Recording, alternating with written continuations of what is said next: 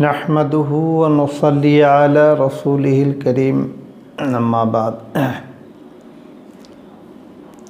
یہ دروس قرآن کا سلسلہ وار مضمون ہے۔ پچھلے مختلف اسباق میں مختلف مضامین گزرے ہیں۔ اس کے پہلے سب سے اخیر درس میں جو مضمون کا آغاز ہوا تھا وہ بسم اللہ الرحمن الرحیم سے متعلق۔ بسم اللہ الرحمن الرحیم کی کچھ تشریح چل رہی ہے۔ پہلے مفرد الفاظ کو الگ الگ بتلایا تھا۔ یہ بات گزر گئی ہے کہ ہر کلمہ ہر زبان میں کچھ مفرد الفاظ ہوتے ہیں جس کو مفرد الفاظ جو الگ الگ کہلاتے ہیں، اور پھر ان الفاظ کو ایک دوسرے سے ملا دیا جاتا ہے، اس کو مرکب کہتے ہیں۔ تو وہ مفرد الفاظ کو عربی کے قواعد میں کلمہ کہا جاتا ہے، اور کلمہ کی 3 قسمیں ہیں۔ کچھ باتیں فعل حرف کے بارے میں اور اسم کے بارے میں گزر گئی ہیں، اور آئندہ بھی گاہے گاہے آئیں گی انشاءاللہ۔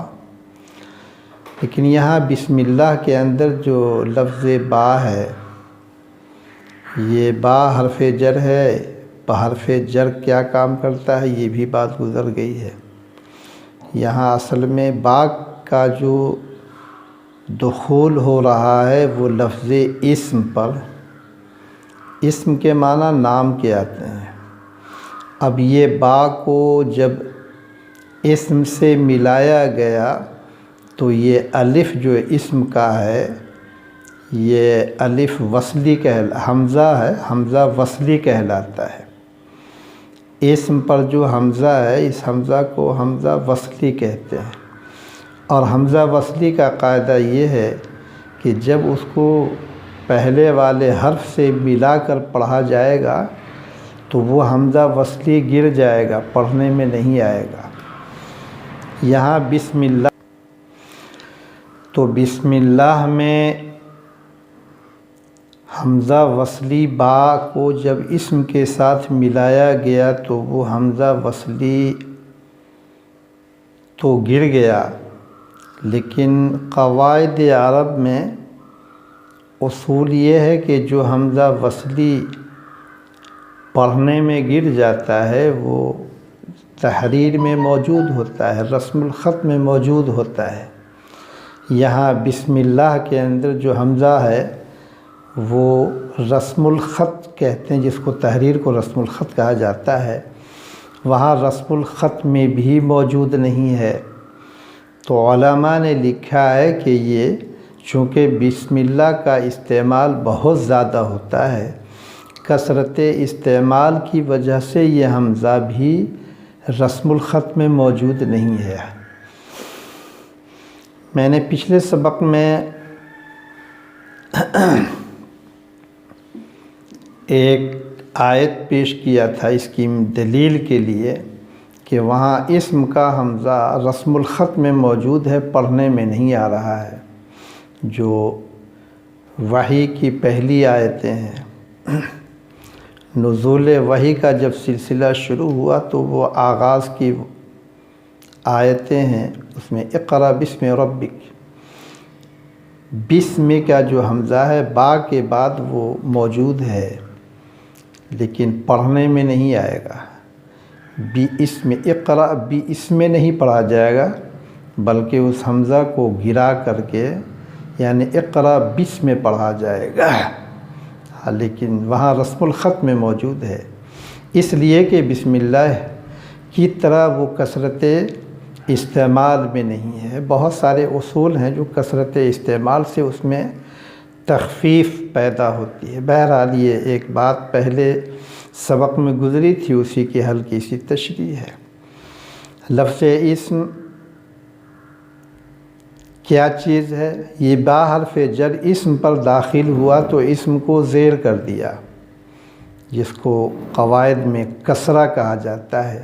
جر بھی کہا جاتا ہے، پا نے جر دے دیا اسم کے اوپر، اور اسم مل گیا اللہ کے ساتھ، تو اللہ اسم کی اضافت ہو گئی۔ عربی قواعد میں یہ ہے کہ بعض لفظ کو بعض لفظ کے طرف مضاف کر دیا جائے، اضافت کر دی جاتی ہے، تو جو مضاف ہوتا ہے پہلا لفظ، وہ تو اپنے عامل کی وجہ سے اس پر اعراب آتا ہے، چاہے جو بھی اعراب ہے۔ یہاں اسم مضاف ہے، اس پر با حرف جر کی وجہ سے زیر آ گیا، لیکن جو اللہ ہے اس پر بھی زیر آ رہا ہے، وہ اسم کی وجہ سے کہ اسم مضاف ہے۔ اب یہ اسم چاہے حرف جر کی وجہ سے مجرور نہ ہوتا، اس کے باوجود جب اسم کی اضافت کسی دوسرے اسم کی طرف کی جاتی، یہاں پر اللہ کی طرف اضافت ہے، یہ اللہ بھی اسم ہے اور اللہ کی تشریح پہلے گزر چکی ہے، تو اللہ پر زیر آ رہا ہے، کسرہ آ رہا ہے، جر آ رہا ہے اسم کی اضافت کی وجہ سے۔ اب لفظ اللہ کی تشریح اور اسم کی تشریح گزر چکی ہے اور با کی بھی تشریح گزر چکی ہے۔ آج کے سبق میں رحمان رحیم کی تشریح ہے۔ رحمان کیا چیز ہے؟ یہ الرحمن اللہ کی صفت ہے، الرحمن اللہ کی صفت ہے، اور اللہ کے مختلف صفات ہیں جس کا استعمال غیر اللہ کے لیے کیا جاتا ہے، کہیں کہیں ہوتا ہے۔ نبی کے لیے جیسا کہ رعوف کا لفظ قرآن کریم میں استعمال ہوا، رحیم کا لفظ بھی نبی کے لیے استعمال ہوا، لیکن رحمان اللہ کے ان صفات میں سے ہے جو اللہ کے علاوہ کسی اور کے لیے استعمال اسی طرح نہیں ہوگا جیسے لفظ اللہ استعمال نہیں ہوتا ہے۔ الرحمن اللہ کے لیے خاص ہے، یہ اسماء حسنہ میں سے ہے۔ الرحمن اسماء حسنہ میں سے ہے، اور قرآن کریم کے اندر اس الرحمن کے بارے میں ایک آیت سورہ بنی اسرائیل کے اندر موجود ہے، وہاں اس کی تشریح ہوگی رحمان کیا چیز ہے۔ لغوی اعتبار سے تو ابھی تشریح کرتا ہوں اور قواعد کے اعتبار سے بھی، لیکن مزید تشریح انشاءاللہ وہاں ہوگی۔ تو یہاں پر الرحمن یہ صفت ہے اللہ کی، اور ایسی صفت ہے جو اللہ کے علاوہ کسی اور کے لیے اس کا استعمال نہیں ہوتا ہے۔ اب یہ الرحمن کا معنی کیا ہے؟ الرحمن کا لغت کے اعتبار سے معنی شفقت کے آتے ہیں، رحمت و شفقت، لیکن عربی قواعد میں آدمی انسان کی طرف جب صفت رحمت کی نسبت کی جائے تو انفعالی کیفیت بندے پہ طاری ہوتی ہے۔ انفعال اثر لینے کو کہتے ہیں، تو بندہ مجبور ہو جاتا ہے شفقت اور عنایت کے کرنے پر۔ جیسے ماں اپنے بچے کے ساتھ جو شفقت اور رحمت کرتی ہے، وہ انفعالی کیفیت کی بنیاد پر بندہ اس وقت میں مجبور ہو جاتا ہے۔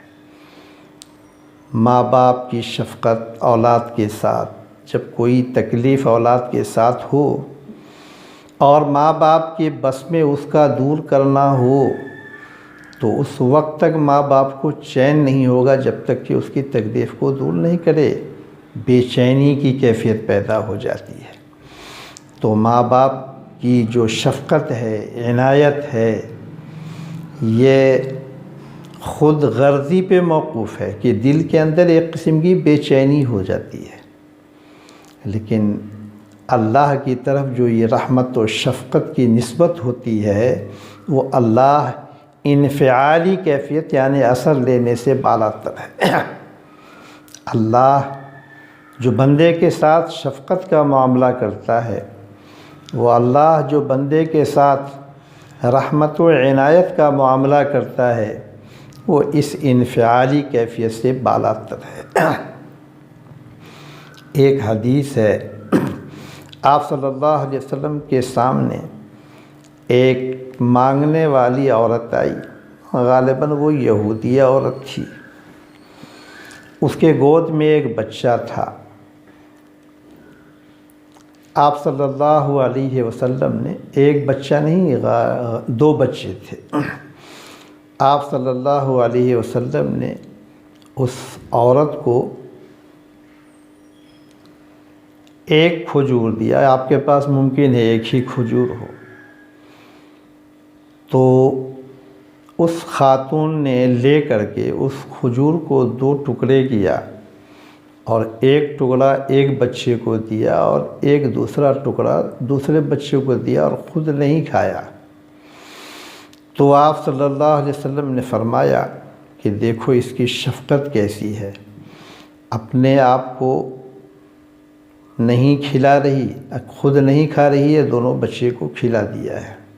تقاضا ہوگا، بہرحال جو بھی ہو۔ اس موقع سے آپ صلی اللہ علیہ وسلم نے ایک حدیث بیان فرمایا کہ اللہ تعالیٰ نے شفقت رحمت کو 100 حصے میں منقسم فرمایا ہے۔ رحمت و شفقت کو 100 حصے میں منقسم فرمایا۔ محبت کو، محبت بھی، محبت، رحمت و شفقت، اس کو 100 حصے میں منقسم کیا ہے۔ ایک حصہ ہے اس رحمت و شفقت کا جو اللہ تعالیٰ نے تمام مخلوق میں منقسم کر دیا ہے۔ یہ اسی کی بنیاد ہے کہ آدمی، جانور سب ایک دوسرے سے محبت کرتے ہیں۔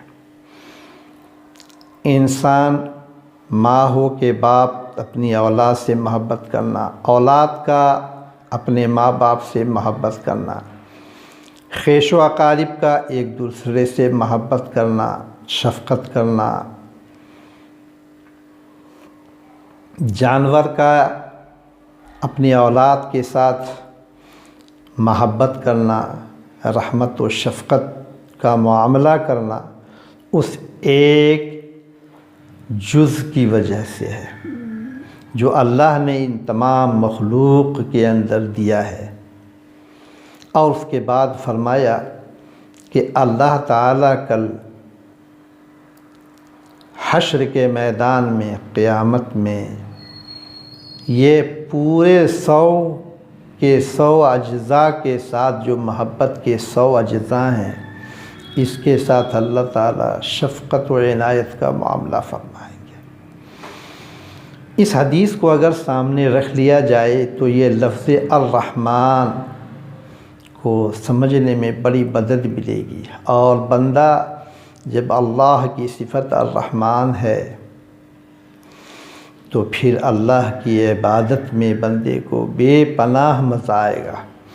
اللہ کی حکم کو، اللہ کے احکامات کو مان کر کے چلنے میں بڑا لطف آئے گا کہ اللہ اس ذات پاک کے حکم کی تعمیل کر رہا ہے، جو ذات پاک اس قدر غایت درجے شفیق ہے، غایت درجے رحم کرنے والا ہے، تو یہ ہے الرحمن۔ ترجمہ کرنے والے اردو میں کر دیتے ہیں بڑا مہربان۔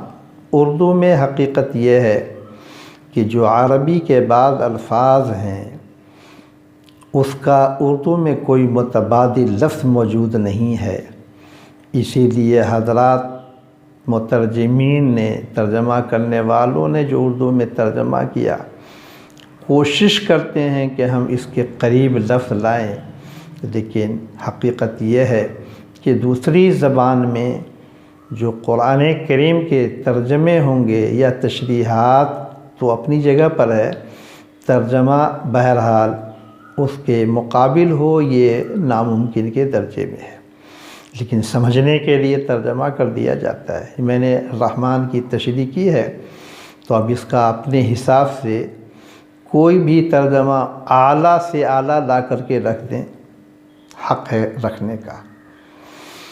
تو یہ الرحمن صفت ہے اور آگے الرحیم بھی ہے۔ تو آگے کے سبق میں تو رحیم کی تشریح ہوگی انشاءاللہ، لیکن ابھی الرحمن کی تشریح اور بھی باقی ہے۔ قواعد نحو کے اعتبار سے رحمان صفت ہے، صفت کی قسمیں مختلف ہیں، صفت کی قسمیں مختلف ہیں۔ صفت اسے کہتے ہیں جو موصوف کی خوبی یا موصوف کی کمی کو یا موصوف کی عیب کو بیان کرے یا کمالات اور خوبی کو بیان کرے۔ اللہ کی جو صفات ہیں، چونکہ اس کے پہلے بات آ چکی ہے، صفات کمالیہ ہیں، کمال درجے کی صفت کہ اس کے مد مقابل کوئی چیز نہیں صفت کے اعتبار سے۔ تو یہاں پر الرحمن تو صفت ہے۔ اب یہ الرحمن کون سی صفت ہے؟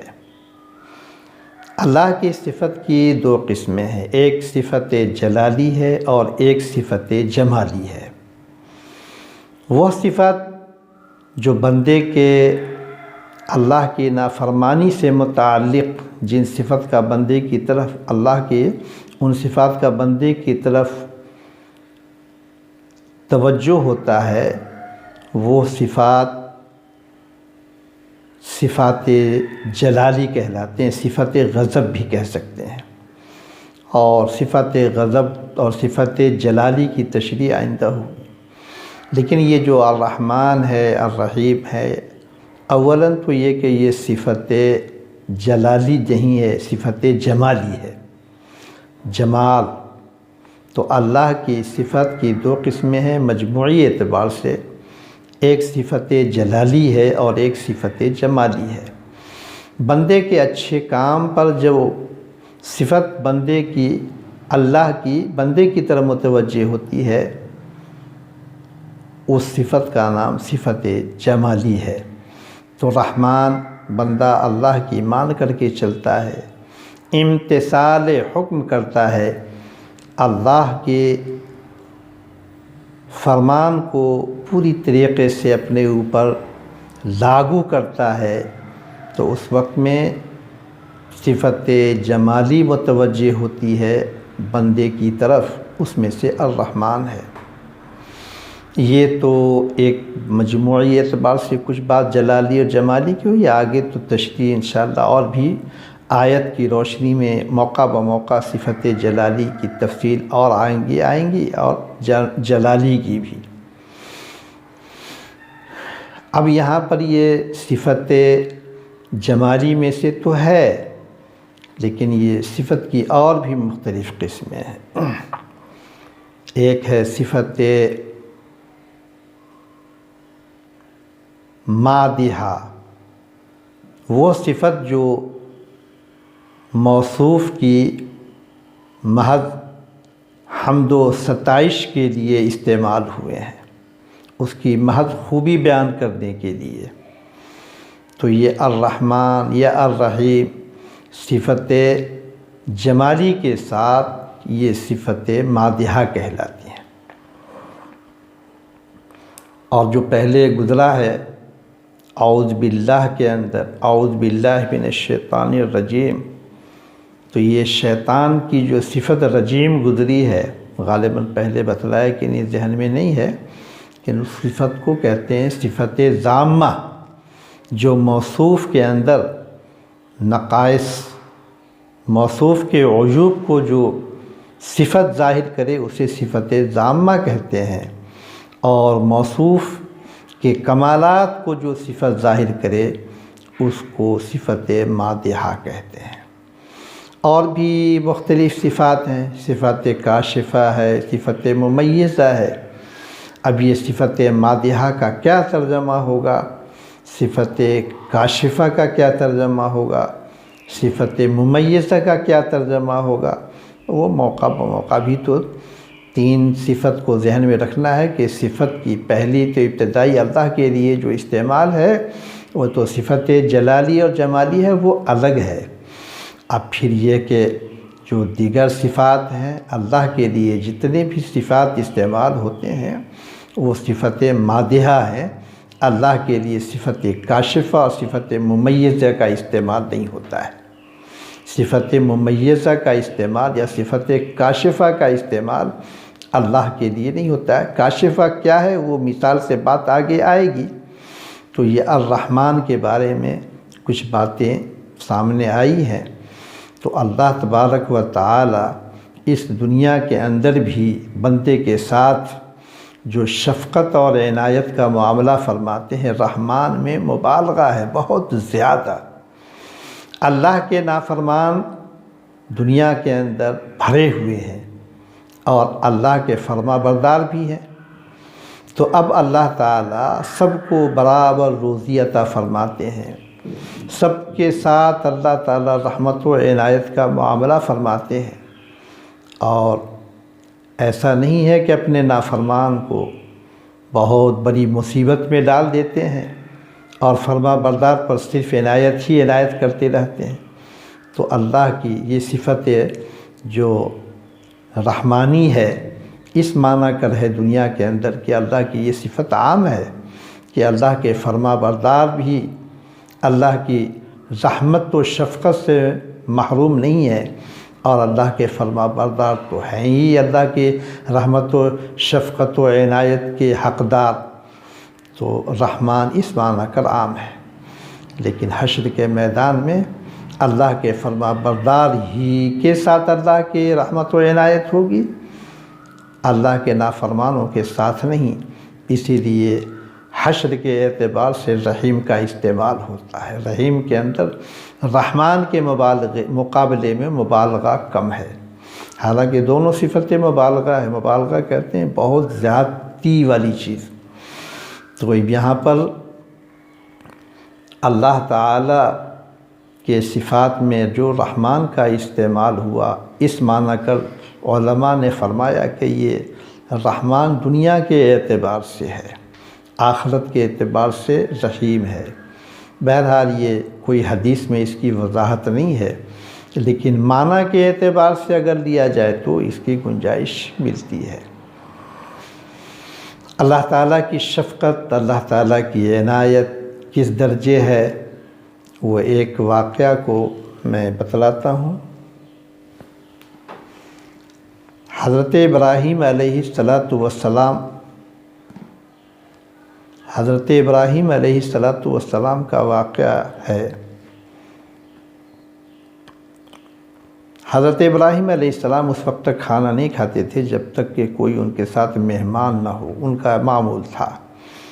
ایک مرتبہ ایسا ہوا کہ کھانے کا وقت ہو گیا اور کوئی مہمان نہیں ملا، تو اپنے مکان سے باہر گھومتے رہے کہ کوئی بھی اجنبی سے اجنبی مہمان ملے تو میں دسترخوان پر ان کو مدعو کروں۔ تو حضرت ابراہیم علیہ السلام کو بہت وقفے کے بعد ایک نہایت عمر دراز شخص سے ملاقات ہوئی۔ حضرت ابراہیم علیہ السلام نے ان کو اپنے ساتھ لیا اور اپنے دسترخوان پر لے گئے کھانا کھلانے کے لیے۔ عمر اچھی خاصی تھی، غالباً 80 سال سے زیادہ کی عمر تھی۔ کھانے کے لیے جب بیٹھے اور جب کھانا شروع کیا تو انہوں نے یہ بسم اللہ الرحمن الرحیم نہیں کہا، بغیر بسم اللہ کے کھانا شروع کر دیا۔